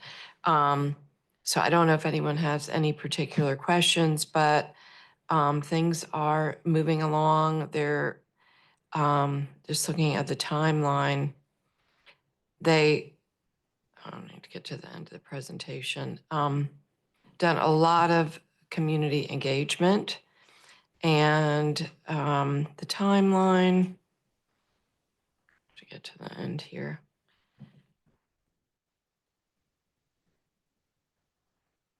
Okay, the timeline is to continue. They've completed the first round of community engagement. And now from April till June is actually working on plan development. And then from July to September is going to be the second round of public engagement. And then the final report will be presented between August and October. So very exciting. Yes. There's a question about like the land acquisition stuff. I think the Conservation Trust was doing that work for us on that. Do you have any more? Because I think there was a question about, was the land kind of given, or was it an easement? Have we clarified that stuff? Yeah, on legal side? the land is all within the easements of the North Carolina Railroad. Yes. Yes. Yeah, it's all within the right of way. Yes. Part of what I think a bunch of us were at the meeting up in Bahama. So there was like, if I heard about it, you had some members there from Dodge. Yeah. So there was just this sort of like rumor that, it wasn't really, people had just kind of like given an easement, they still own the land. And so they sort of like deserve it back. So there was a group that was sort of like sort of sharing that sort of like misinformation. So I'm glad that we Yeah. kind of clarified the land piece. Yeah, no, the land is all within, it's not private land. And also, I think when I send out this PowerPoint, it's just really exciting about all of their intersectionality of so many things. I mean, whether it's cultural sites, educational sites, other open space sites, jobs. It's, I mean, and then they're starting to plan now where the possible trailheads will be, where possible parking is. And again, I just was so excited when I looked at this to think about how, just the benefits there are going to be, honestly, for people in our community. They're focusing on 5 main sections: 1, downtown Durham; 2, Bragtown; 3, what they're calling 2 Rivers; 4, Bahama; and 5, Rougemont. So they're looking at that framework. And just, looking at the trail cross sections, even when you get up to Bahama is really cool. There's a horse path, which I thought was awesome. But basically, there's the proposal right now. They're looking at the draft rail trail is from the Durham Rail Trail to Bragtown at Dearborn. 2.6 miles is is a parallel path cross section. From Bragtown to Bahama, which is 9.6 miles. They're looking at also what's called a paved bike hike trail.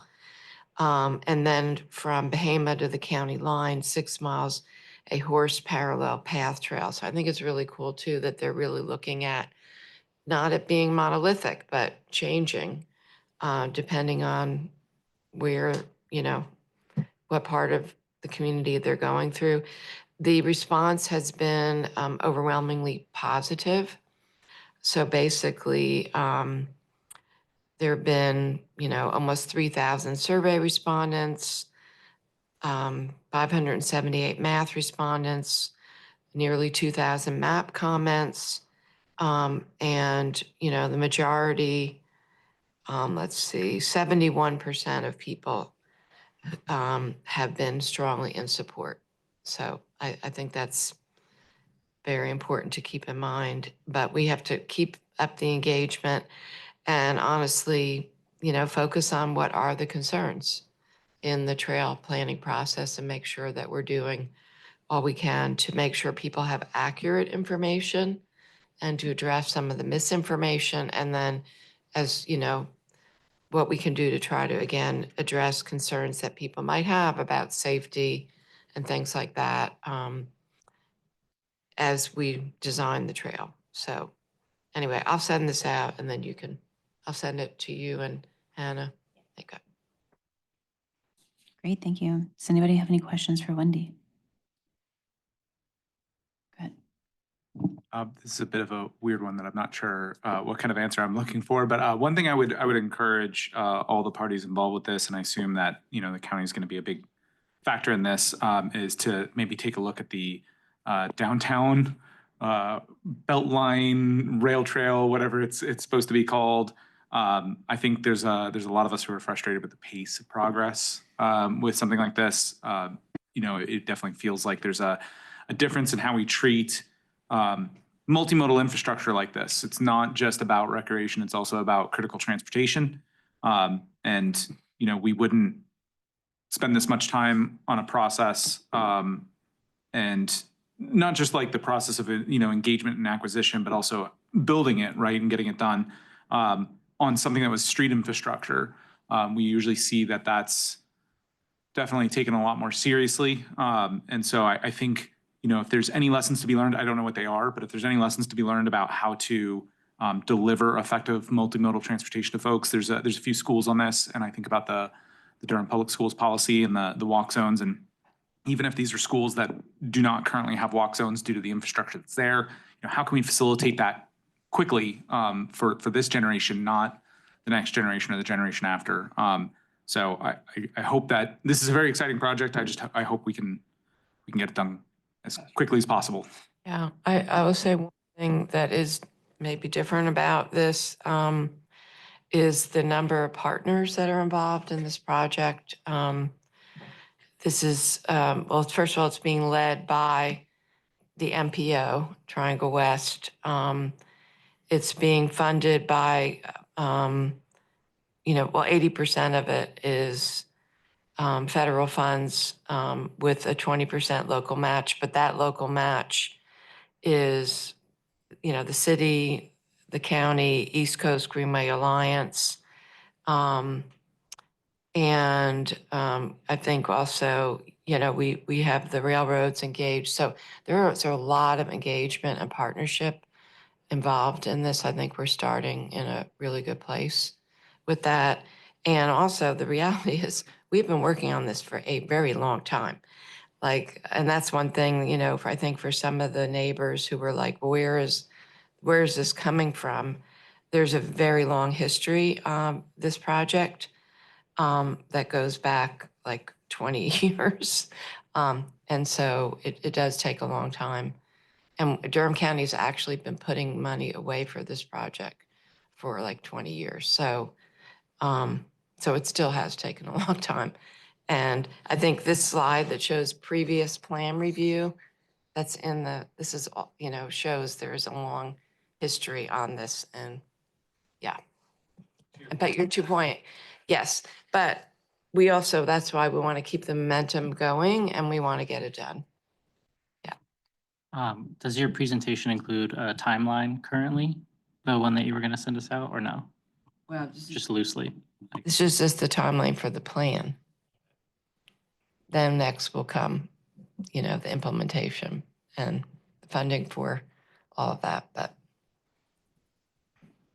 In this political environment, is the funding released or is it funding that still has to come down from the feds? I can't, I know that the county has some funding set aside for it. I can't imagine that it would be enough to cover the whole thing. So there's definitely going to be a need for state and federal funding. Yes, absolutely. Yep. Well, we've been asking Doug, who's the head of the transit, Triangle West, what are we, TPO, Transit Planning Organization? We've been asking Doug, so what do we know about the status of all the federal funds that TPO receives through the state? And so Doug hasn't given us a clear answer. He said, look, we're reviewing all this stuff, we're watching closely. So I don't know that we have any more information, but I think your question is right on. Any other questions for Wendy? Great. Okay, we'll move on to Carl. I'll be real quick. Just a couple things going on. The big thing, as you probably all know, and I think some of you were there at the work session, right? So in late March, we had a presentation from staff about the Vision Zero plan, which you all saw, I think, back in February, January, yeah. So we had that presentation, which finally we got that done. Strong support for Vision Zero among the council. A lot of excitement about it. I think what's a couple of key points there. Number one is the high injury network analysis that the city did with the TPO really does kind of set the framework for what we're doing here with the Vision Zero plan. If you've not seen it, there's a cool, I'm sure Brian's seen this online, there's a cool kind of interactive map. You can go on any road in Durham, especially this high injury network, and click on that and find out where it ranks in terms of percentile of, is it high or low in that high injury network? So it's a really great tool that goes literally street by street in Durham.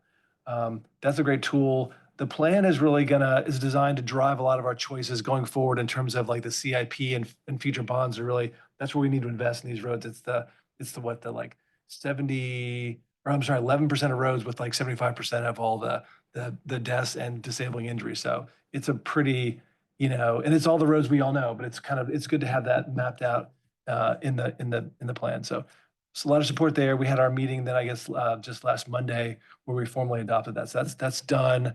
And that's exciting for Durham.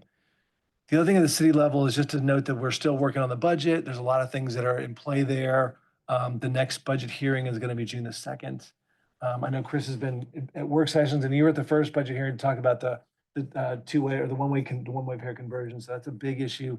We've not seen the manager's budget to know where that fits in the plan, but I'm hopeful that's going to be part of our budget for next year, that we'll do the next phase of both Roxborough Mangum design phase and the feasibility on the Duke and Gregson. So those are two big pieces that are going.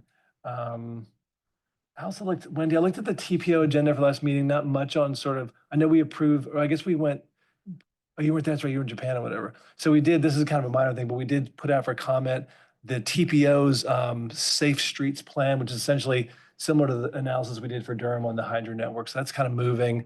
That's kind of a more a bureaucratic thing, but that's a, it's a piece of our TPO and how we are sort of planning for safe streets in the future for our area. So that's something we always push the staff on this, like, we got to like get away from all this investment in roads and really think about safety as an important metric for our region. So that's one more step in that direction there.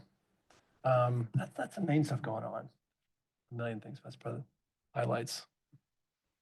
Thank you, Carl. Anybody have any questions for Carl? Go ahead, Chris. Yes. Yeah, so I'm curious if you can give us I guess maybe a temperature check on how the Vision Zero presentation and action plan maybe impacted city council and city managers' views on budget priorities, especially in light of the Vision Zero goal that was approved by city council. I think a huge part of that is the initial budget rankings for things dealing with NCDOT streets was fairly low on average. I know there's some city council members who put that high, but I think the big thing is there was even a comment from one of the council members about how, oh, we're already doing Vision Zero. And I think really there's the difference between the city's done some great things in terms of making streets more comfortable for all users. But when we get down to what Vision Zero is actually about, it's looking at the places where there's problems. And if you look at the stats, we're still getting worse, right? So we're not doing Vision Zero in the way of like dealing with the hardest streets, right? And that's really what I think this comes down to. So do you feel like that's helped city council members, city manager understand the context of what they're going to have to agree to and commit to in order to actually get the results that are needed, and kind of change the dynamic of priorities in the budget or how that's perceived, or an understanding at least of, maybe this isn't something that we have the money for, but that means we're not going to meet those goals, right? We're not going to fix the hardest streets that are the most problematic. Yeah, no, it's a great question. I'm not sure I have a perfect answer to that. You may remember actually at the work session before we had the plan presented, I think you were there when this came up. I think the one-way conversion came up, and I said like, oh, the city manager said like, if we don't do two-way conversion, can we ever reach our Vision Zero goals? And he was like, well, let's wait till we get the plan. So I think your question is good. If we don't address these like dangerous streets, many of which are ones that are owned by DOT, we're not going to be able to hit those goals. So I think the plan is like one more step. I think, I don't know that it sort of changed any kind of minds on the council. I think most folks generally support the idea of Vision Zero. I think there's questions about how much, what level of investment they might choose to put in there. But I don't think it changes this year's budget, but I do think it changes going forward when we think about like CIP investments and stuff. I think that this is really it should marshal investment in those most dangerous streets. So we're really addressing the critical ones where people are getting hurt. Yeah, I don't know if that helps. Yeah. And I think, in some ways, I think the staff, like, as you can appreciate maybe the staff, they've got to deal with so many different constituents and issues or whatever. I think having a plan that says the communities embraces plan, and it's saying we want to invest in these kind of 11% of roads that are the most dangerous, I think that does give the manager a little bit more sort of like confidence in going forward and thinking about budgets and sort of staff and how we allocate our resources. So I think it's not going to change everything all at once, but I think it is an important sort of shift in direction that we really want to focus on these critical streets because that's where people are getting hurt. But good question. And your advocacy is so important. There's, having you there saying like, we need to convert these streets. These are the most dangerous roads. We know this from the TPO, the most dangerous corridors in the whole, in the whole TPO. So the more there's focus on that and the more you're sort of like raising that and highlighting that, I think it's always helpful. Thank you. Thank you. Anybody else have any questions for Carl? Okay, we will move on to our Duke liaison, Nathan. I do not have any updates. We haven't had our alternative transportation meeting yet this month. So no updates from me. Okay, Royal's not here to provide an update on Fayetteville Street, so we'll move on to Vision Zero, which is myself, which we were just talking about. So Carl's update was most of my update, but I would also like to mention that, sort of to Chris's question, there are next steps. So like, this was just an action plan. The next step is implementation plan. So that would probably more likely influence things like the budget, because it would be like, hey, what are we gonna do for these streets? And therefore, how much is that going to cost? So those are the next steps. Lauren's working on scheduling our next meetings for the Vision Zero Coalition. I don't know how frequently she's meeting with the work group, but the coalition's going to be meeting quarterly. So we should be meeting sometime in April, but that's coming towards an end and we have not scheduled that yet. So I'm not sure if that'll happen. But yeah, so that's my main update for Vision Zero, and that's it. Any questions for me? Okay, we'll move on to community engagement with Hannah. I love it. I feel like you guys already got a lot of the good hits with the ATT signs, our fabulous sticker winners. Again, shout out to Rosie, not here, but she designed all of those options. And then open call for tabling. Again, I'll send out an email about that. The other items that we talked about in our last meeting are, one, Maggie and Rose, again, shout out to them, are redesigning kind of like a postcard size one pager on what is BPAC. So when we're tabling, it has a QR code. They can go to the website. It's, again, the point of a lot of the tabling is just to raise awareness that BPAC exists, and also that folks can come here and give public comment if there's things that they're particularly interested in. So that is in the works. We'll send that out for feedback as well. And then still coordinating, Royal did create a doodle poll for filming that Safe Routes to School video. I'm going to send that out, but I think we're going to try and get that done in the next couple of weeks. Would love any and all volunteers on that front for having your acting debut as a safe route to schooler. And then last but not least, speaking of the NCDOT local control takeover, the Duke MPP students are wrapping up the research project they've done for us soon. So I think end of April, early May, they should be producing their final report. I have not seen the interim, so I am not quite sure what will be in it, but there will be something to share out then. Thank you. Does anybody have any questions for Hannah? Okay, we will move on. Sorry, Oh, sorry, I had a question. Are those people going to present to the big meeting or just to the community? I am trying to get them to. They are tough to wrangle with their schedule. So I will let you know when I have clarity from them.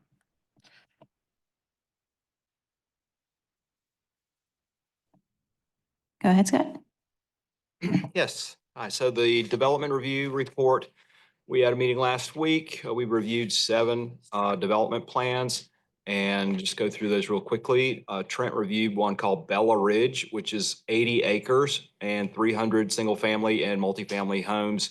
This is at the corner of East Gear and Burton, which is way up off I-85, towards Virginia. And we asked for multi-use paths as usual on the 2 roads there, and it also has Panther Creek Trail that crosses that property. We asked them to pave that.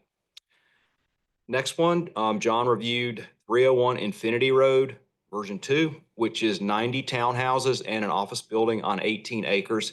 This is off 15501 in North Durham, near West Point on the Eno. And so, along with the standard multi-use paths, we asked the developer to work with NCDOT to create a crosswalk across Infinity Road to Windermere Drive, which is on the other side, because that has a link to River Forest Park and the Mount to Sea Trail. So really hoping to get the developer to commit to the stub out from their multi-use path at that point. Next one, John reviewed on a revision 1 for Patterson Hall. This is 39 acres, 190 homes and townhomes with a 3,000 square foot commercial building. again, in Northeast Durham. It's off NC 98 at the intersection of Sharon and Patterson Road. So it's near Neal Middle School, where we had another one of those recently. We asked for 12-foot multi-use paths, but we also asked for an easement to connect to an adjacent neighborhood on Hucksteth Drive. The next one, John reviewed Garland District, Revision 2. So this one is 11 acres at the Angier Driver intersection in East Durham. So there are a bunch of businesses there that, including a barbecue place and a crematorium, funeral home, and, you know, and the developer's buying up all these businesses on several different blocks. And the plan for it is very unclear. It could be just bulldoze the whole thing and start completely over. But we're really looking for a north-south route from like Angier Driver intersection to Pettigrew and the train tracks on the other side, as well as an east-west route for bikes and ped through that. And so there's not really any roads or anything that we're saying you have to put it on, but we want, you know, we want safe access those both directions. And since it crosses Pettigrew and the train track there, we're hoping that there will be a safe way to get actually across the train track to Pettigrew, since Pettigrew is a reasonably wide street for biking. Is that 11 acres? Is that like towards the railroad tracks? It is. Oh, yeah. It's from the corner of, I think it's Peabody, all the way up almost to, I don't know whether it's Angier or Driver, but yeah, it's a lot of properties. I can't remember how many, like 18 properties or something like that. Isn't the county doing that railroad crossing there? Isn't that part of what didn't you guys get a grant to do like safe railroad cross or just kind of? We have a elimination, oh, thank you. The railroad eliminate, I'm getting it's elimination railroad, grade crossing elimination grant. Thank you. Which luckily is actually moving ahead. It's a federal grant, but it is moving ahead. I just got confirmation. Is Driver Pettigrew one of the intersections where? I would need to pull it up to see exactly which, it's several different intersections, yeah. I'm just wondering, is that part of the commercial strip there with like Congress is and Mike D's and? Yeah, it's right there. The developer's buying all those buildings up. So they're actually buying, including where, all the way to the corner? Not quite to the corner. It's like, you know, 1 or 2 units from the corner. Wow. So how is that gonna impact businesses like Congress that's there? I don't know. I think anyway. you know, the developer's gonna. Okay, It interesting. sounds like it's gonna be flattened and start over. Wow, okay. He wants to put in multi-story residential above commercial. Okay, That's the only hint he's given. okay, wow, that's big. Like 4 blocks wide and 4 blocks tall. But it's only 10 acres. When you said 4 blocks, you mean 4 stories? No, they're, if you look at the parallel streets, it's about 4 blocks wide. Oh. Okay, and then it goes from the railroad tracks to within. There's a row of historical buildings along Angier with parking behind them. Okay, so it goes all the way up to the parking. Wow. Okay. They have almost all the properties. Like including coming around where Ideals is and the trophy shop and all of that? Yeah. Wow. Okay. All right, the next one is called East Gear Towns. And this one was 22 townhomes on 3 acres. And it's in Northeast Durham again, near the intersection of I-85 and 885 on Gear Street, just a little north of that. And this one, the developer originally asked for ability to have payment in lieu instead of a sidewalk or multi-use path. And we said no, and they agreed. So that was a win that they're going to actually build it. Thank you, Brian, for pushing that one. And I reviewed one called 3306 Page Road. This is in RTP near Briar Creek. And this one along multi-use path, there's an adjacent neighborhood that's already built, and we asked for them to make a connection to that. And finally, we had Jane Corrist, who works for Durham County Open Space Special Projects. She was interested in attending our meeting because she is a liaison to DOST and is trying to get DOST to have the same access to development plans that we have. And she, heard or understands that we have a pretty positive process for getting our input in, and was really looking for how do we do that and how can we get DOST to do the same thing. And partly because she wants to know how many people we have on it versus if they only have 2 or 3 people on DOST. It felt like it was an overwhelming task for them to review things. And so tried to show some of the efficiency that we've developed. Interestingly, we had the chair of the EAB, Environmental Affairs Board. They also came, and I met with her about 2 months ago because she wants the same thing. So there are a lot of groups that are advisory groups that are trying to get the same type of input to development plans that we have. So feel good about that. Thank you. Thanks. Anybody have any questions for Scott? Okay. Have you guys thought about adding comments not to the developers, but to city planning? When there's a bunch of houses 1,000 miles away from downtown going in, have you thought of being like, in general, this shouldn't be built, or it should be built, but Durham should not pay to maintain it? That's kind of outside of our authority. And so we, I think that's planning commission or some other groups handle that kind of thing. So no, we just make sure that if they build it, they've got sidewalks, multi-use paths, access to bus stops, and kind of all that good stuff I always talk about.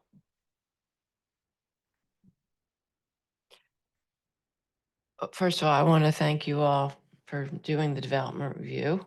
It's really important. Do we keep track of how many of the requests actually get implemented, agreed to, approved? Most of these come through for 2, 3, 4 revisions. And so we make our requests to each one. And sometimes, on the second one or the third one, the developer will come back and say, yes, we agree to that. And so, that's kind of a win. There are a lot of things we ask for that are, I'll say, aspirational. And so we don't expect to get those. And, unless we're just advisory. So unless transportation or some other group with some, real teeth says, we want this too, then we may or may not get it. But we do get some wins. When it finally gets built 5 years from now, we don't really know, how that turns out. But, our goal is to get these things proffered and committed to at the rezoning time. And so I think we're making a difference. Maybe Carl can respond. I don't know what happens when it gets to city council. I just, just wondering. Well, as I've said many times to Scott and John, you're doing the reviews as well. Yeah. Like I can't thank you enough for the review and the detailed comments. That's, it's part of our packet. We not only get the comments from BPAC, but we get sort of like itemized, like it's like 1, 2, 3, 4, 5, and then it'll say like, does the developer agree or not? So like we get a detailed response from developers. So the council members, certainly I, but a lot of others that's one of the things we go to. We got the planning commission comments, we got a BPAC, and it's often the topic of conversations in our rezoning hearings. I will say, and Scott's right. We talked about this, I think, before you came on BPAC, that some of these things are aspirational, like the 12-foot wide multi-use path. Like the standard right now is 10 foot. That's what that's what I think. I don't know if it's, but I think it's like, it's probably our own guidelines from Public Works actually is like 10 foot wide. And so they'll say like, sorry, not 12, but like, Public Works, asked us to do 10 foot. So they use, and that's one of the ones. The other one is raised crosswalks, which is a really good one, but they'll say usually like, the city doesn't require that, so we're not going to do that. So it's true as more aspirational, but we've talked about this. I think it's great to have this kind of like vision for what this should look like, even though we're not getting it right now in some of these things. So that's kind of where we are, but it's a tremendously valuable like asset and vision for how we want to connect as a community. Well, some of these things, the developer's not going to even consider them without us raising them. Like there are certain trails that may be relatively easy for them to connect to, or at least dedicate an easement within your property. So when this future trail gets built, we won't have to go through somebody's backyard. So, I think if we raise the level of awareness, so we can get some of these things that wouldn't, the developer would never think of without us mentioning it. And I don't know what level of involvement you've all had with the UDO revision process, but Actually, I want to get connected with that. I think, well, now's the time. yeah. Maybe we talked about this before, but the things that keep showing up over and over on development review, it seems like those should be some of the obvious things that you all would submit and say, these are the recommendations that we have to be incorporated in the revision of the UDO. Right. I mean, if we get them in the UDO, then we don't need to ask for them all the time because it's in there and, it's a hard rule and not just something we're asking for. Exactly. To that point, that's a great point. And, we have this like new, I think, right, we sent in a letter from BPAC about the NACDO guidelines, right?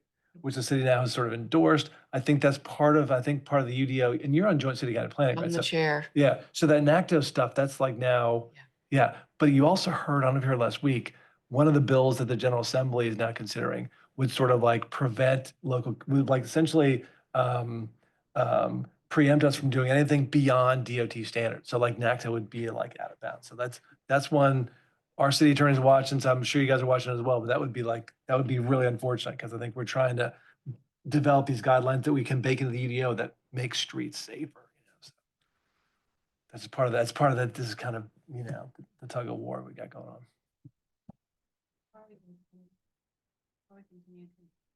Yep. I'll move that we add 10 minutes to the meeting. Second. It's been moved and seconded to add 10 minutes to the meeting. All those in favor? All those opposed? Great. We've added 10 minutes. Chris, go ahead. I'll keep mine quick because funny enough, that conversation went into most of what I wanted to say, which is actually about the UDO. One thing I wanted to throw out, because we've had a little bit of conversations in planning and policy, and it's very relevant to DevRev. If we need to maybe, I don't want to be adding work for other people, but figure out maybe a broader way to get our input on the UDO. So I think there's a huge span of things that we'd be very interested in. Obviously, all the things that you're repeatedly asking for that we have a hard time getting from developers, but even things like how we zone things on the map. Are we zoning appropriately near transit, right? As somebody on BPAC, I'd be very interested in making sure that we're encouraging development not out in the middle of nowhere that requires a bunch of streets that we end up annexing and having to pay for, but also encouraging all that housing to be by our existing transit system, and maybe getting some sidewalks and bus stops near those places. So I don't know if that's something that we want to try to find a way to stay on top of and add to. Does that right? Yeah. Yeah, I would say, now is the time, really. So if you all want to send a letter of requests, recommendations to the, Joint City County Planning Committee, we could even have you all come and present. We're meeting every month right now, but that now is the time to have input.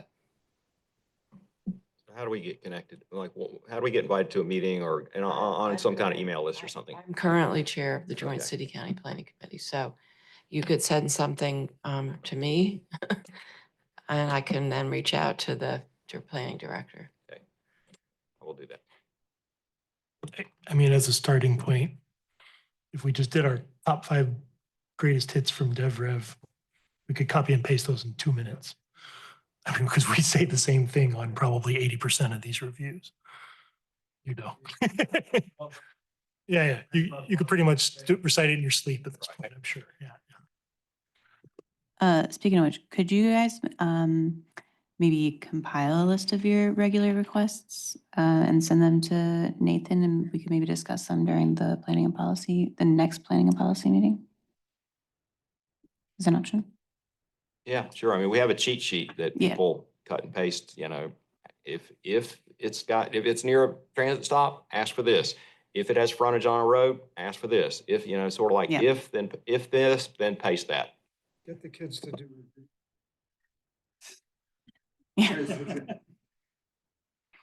Okay, great. Any other questions for Scott?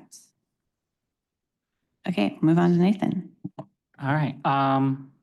So we also brought up the UDO a little bit at planning and policy, mostly being like, is it still happening because of that state law that was passed that said that they couldn't dezone things and, or like downzone things? And then they had another thing where like, you're not allowed to ever have a nonconformity or something like that.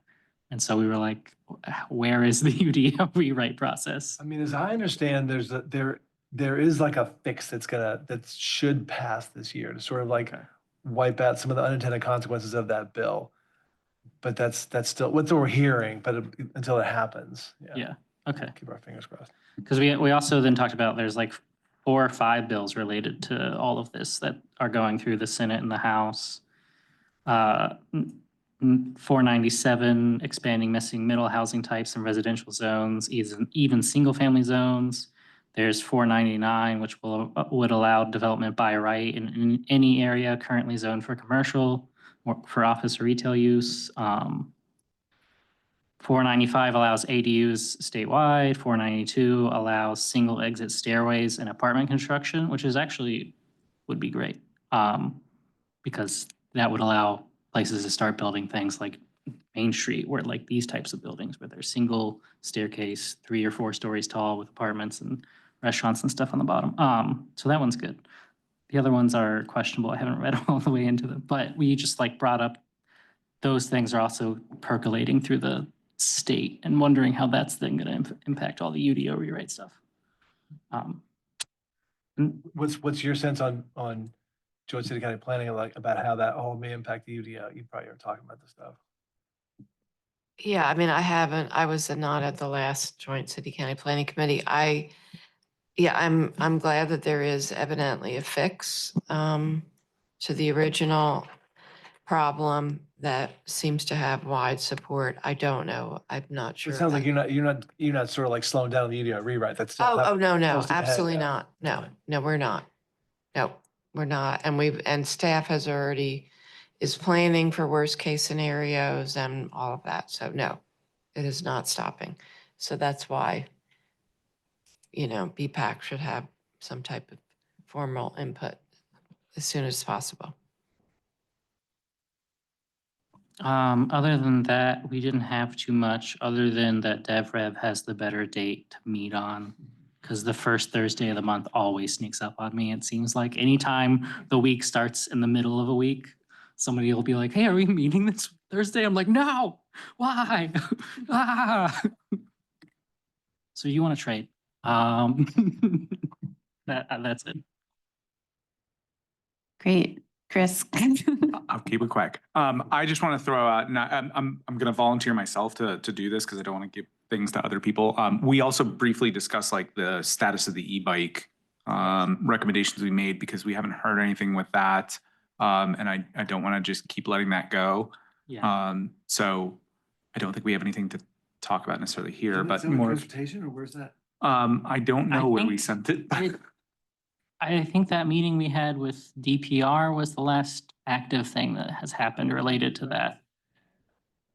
Yeah, and I think we were mostly just asking for at least a pilot of making it legal to ride e-bikes in Durham on greenways. And that hasn't happened yet. And it doesn't seem like it's that complicated of a thing. So maybe keeping the pressure up and following up on that. Great. Any other questions for Nathan? Okay, well, I don't have any announcements or updates, but does anybody else? Yes, go ahead. Yep, very quick one. For those of you who are county reps, just a reminder that on Monday, April 28th at 5:30, Durham County has appreciation event for all of us who are county reps. So hope to see you there. Yes, thank you for reminding me. There is a city rep one, but it's like in a few months. And I believe we all received emails for it. So if not, I can send that back out to everybody. Any other announcements or updates? Good. I just have a question about e-bikes. So is it not legal to ride an e-bike on city trails now? It is Currently, currently not allowed to ride an e-bike on any greenway in Durham. Okay, that's like ridiculous. I mean, literally, I just was in Japan again. I hate to keep saying this. they even comparing it. updated the ordinance recently to double down on that. Okay. Yeah. Like there were like 90-year-old people riding e-bikes and like, that's the whole point.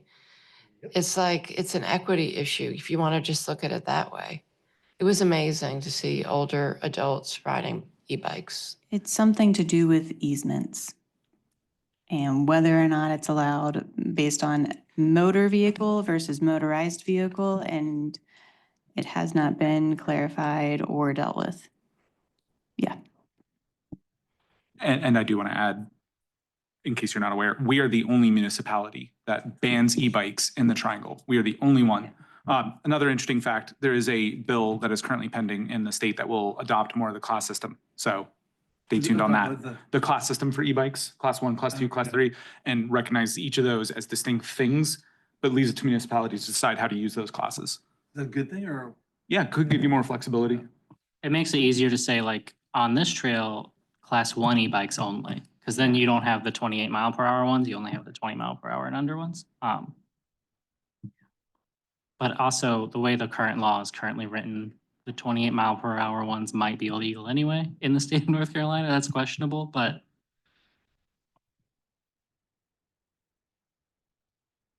Any other announcements or updates? Great. Do we have any communication priorities from committees or anything? Okay. That's it. We're only 7 minutes over, which is pretty Motion to good. adjourn.